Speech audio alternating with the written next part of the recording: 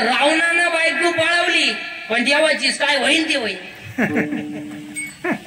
पण मैत्री करायची तर मोठे. पण 3 वाक्य आयुष्यात ध्यानात ठेवत महाराज. आयुष्यात 3 माणसांपासून कधी सावधान राहायचं. 3 माणसं लय धोकादायक. 1 मित्र, 2 पाहुणे रावळे आणि 3 भाऊबंद. भाऊबंद असे खपा खप मारायला पाहिजे महाराज. तुमची बी आमची बी जिवंत पोटी नीट जगून देते नाही, मेल्यावर त्यांच्याशिवाय जाता येत नाही. जुनी माणसं घरचीच 5 पोरं गावून द्यायची. नको बा कोणला राम राम आपलीच टोळी. 1 मित्र. कीर्तन संपल्या प्रत्येकाने आपले मित्र तपासायचे आणि त्याला सांगायचंय इथून माझी शेवटची भेट, परत आपली गाडी घ्यायची नाही. तुम्हाला मित्र गाडी आलो फायको येते आपल्या गाडी घ्यायचं नाही. तुम्हाला माणूस की उडत गेली माणूस विनोदाचा भाग सोडा महाराज. पण आज 70% लोकांचं जर आयुष्य कोणामुळे बरबाद झालं असेल मित्र मित्र मित्र असावा. मित्र असावा. मित्र असावा. मित्र गायक असावा. मित्र वादक असावा. मित्र कीर्तनकार असावा. मित्र व्यापारी असावा. किमान मित्र नीती बास तरी असावा. मित्र असावा. अभ्यास कर म्हणणारा मित्र असावा. अभ्यास करून कोणचं बरं झालंय असा मित्र नसावा. बोला भटकर आपल्याला प्यायला कोणी शिकवली मित्रांनी. आपल्याला गोवा कोणी खायला लावला मित्रांनी. आपल्याला वाईट मार्गाला घेऊन गेलो कोण मित्र. आणि आपल्या जमिनीला गिऱ्हाईक आणलं कोणी मित्रांनी. मित्र असावा. तुम्हाला एक मोठ्यांचं उदाहरण सांगतो. मोबाईल मध्ये घेऊन जा आणि रोज ऐकत जा. आणि आपलीच माणसं आपल्या आयुष्यात किती धोकादायक आहेत एवढंच ऐका. 4,30,000 माणसं रावणाच्या घरात होती. 4,30,000. 80,000 बायका होत्या. 1,00,000 पोरं होते. 1,25,000 नातू होते. 1,25,000 पंत होते. अशी 4,30,000 माणसं रावणाच्या घरात होती. आणि पुरी लंका सोन्याची होती. रावण असं किरकोळ श्रीमंत नव्हतं ते. पण संस्था काढून श्रीमंत नव्हतं झालं ते. अहो ते रामानं श्रीमंत होते. आपण कायचे श्रीमंत. आपण दरिद्री. आपल्याकडे काय पुरी लंका सोन्याची होती रावणाची. आपल्याकडे काय 2 सांगते तरी पंक्तीत बोट पिढी जाईल. भातवाड मटकीवाड भातवाड मटकीवाड 2 सांगते. अहो एकाच्या बोटात 2 अंगठ्या होत्या. ते बाजारात एका बाई पुढे जाऊन उभं राहिलं. कांदे कशी दिले टमाटे कशी दिली कांदे कशी दिले त्यामुळे त्या बहिणं ओळखली याला कोणता रोग झालाय. तिच्या पायात 2 जोडी होते सोन्याची. ती म्हणली कांदे 3 रुपये बटाटे 4 रुपये. अहो जे पिशी टाकून गेलं तर अजून आलं नाही काय आपल्याकडे काय. अहो इथं म्हाताऱ्याच्या बोटात अंगठी होती. म्हातारे म्हणलं त्यांनी बोट कापून घेतलं. आपल्याकडे 4,30,000 माणसं रावणाच्या घरात होती महाराज. पण ऐका महाराज, रावणाला इंद्रजित नावाचा मुलगा होता. इंद्रजित म्हणजे त्यानं 14 वेळा इंद्राला हरवलं होतं. आणि रावण त्याच्याच जीवावर जास्त उड्या मारत होता महाराज इंद्रजिताच्या. आणि इंद्रजित कसा मरेल हे फक्त त्याच्या चुलत्याला माहित होत. विभीषणाला. म्हणून चुलता होता तो त्याचा. चुलता म्हणजे बापाचा होऊन आज्याचा पर्याय पडून सांगितलं म्हणजे बर. विभीषणाला माहित होतं महाराज इंद्रजित जर मरत नाही तर रावण मरत नाही. आणि रावण जर मरत नाही तर भाऊबंदकीत माझ्या काय.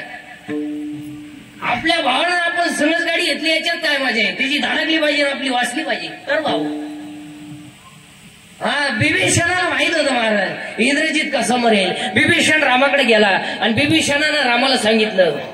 विभीषण फुटका मार. विभीषण रामाकडे गेला आणि विभीषणानं रामाला सांगितलं तुमच्या खानदानीत तुम्हाला रावण मरत नाही, तुम्हाला इंद्रजित मारावं लागेल. इंद्रजित जर मेला तरच रावण मरेल.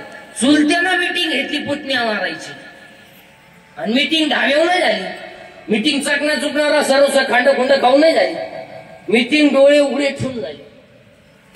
फक्त विभीषणानं रामाला सांगितलं तुम्ही बाकीच्यांना जसं मारता तसं इंद्रजिताला मारू नका.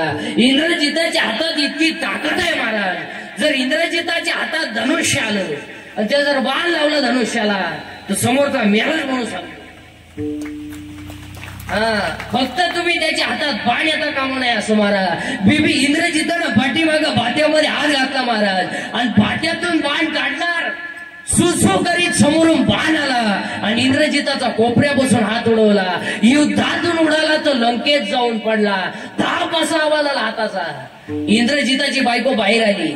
रावणाची सून सुलोचना पतिव्रत होती महाराज ती. तिनं तो तुटलेला हात ओळखला आणि तिनं सांगितलं ज्यानं इंद्र हरवला होता तिचे हात उडवायची डेअरिंग केली म्हणे. तिच्या आपणच केली ती म्हणा घेतली.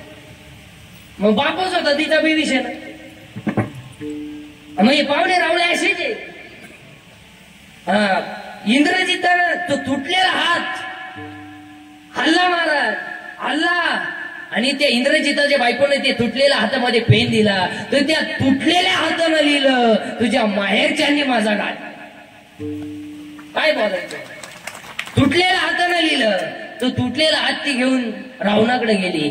महाराज आयुष्यात रावण कधीच रडला नव्हता हो कधीच रडला नव्हता. पण त्या दिवशी रावण डसडसा रडला. महाराज माझा तर्रा वाढूनला गेला. त्या दिवशी माझं मरण जवळ आलं.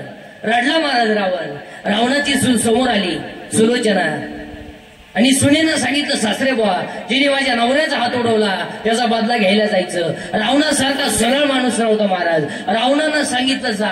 पण ही मध्य दरबारात ती माणसं लय नालायक असते महाराज. यांनी सांगितलं अरे तू विद्वान कशाचा.